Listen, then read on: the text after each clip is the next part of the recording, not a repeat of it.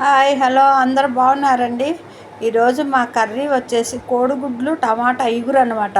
ఉల్లిపాయ పచ్చిమిరపకాయలు వేగనిచ్చి దానిలో కొంచెం అల్లం పేస్ట్ వేసి వేగనిచ్చాక టమాటా ముక్కలు వేయాలి. ముందు ఉల్లిపాయ పచ్చిమిరపకాయలు అన్నీ కోసి అక్కడ పెట్టుకున్నాను.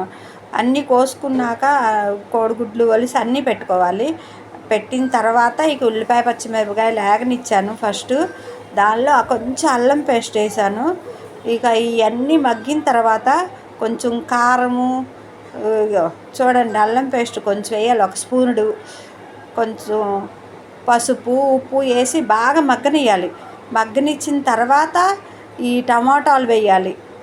టమాటాలు కూడా అన్నీ మగ్గిన తర్వాత అప్పుడు కారం వేయాలి. కారం వేసి మగ్గనివ్వాలి బాగా. అన్నీ ఎగిరిపోతాయి. ఎగిరిన తర్వాత కోడిగుడ్లు వేయాలి. చాలా బాగా వచ్చింది కూర అయితే. నేనైతే ఇలాగే వండుతూ ఉంటాను.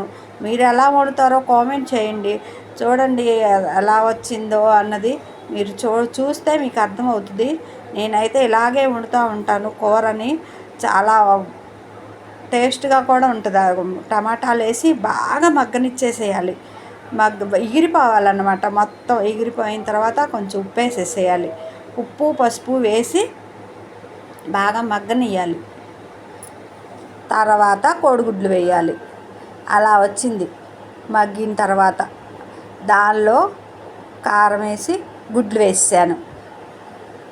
అలా వేసి కూర కాసేపు ఎగరనిచ్చేసి దానిలో నీరంతా ఎగిరిపోవాలి. నూనె బయటకు వచ్చిద్ది. అప్పుడు దించుకోవాలన్నమాట. కొంచెం కొత్తిమీర ఉంటే జల్లుకోవచ్చు. నా దగ్గర కొత్తిమీర లేదు. ఇక అందుకని అలా కట్టేశాను. నచ్చితే లైక్ చేయండి, షేర్ చేయండి.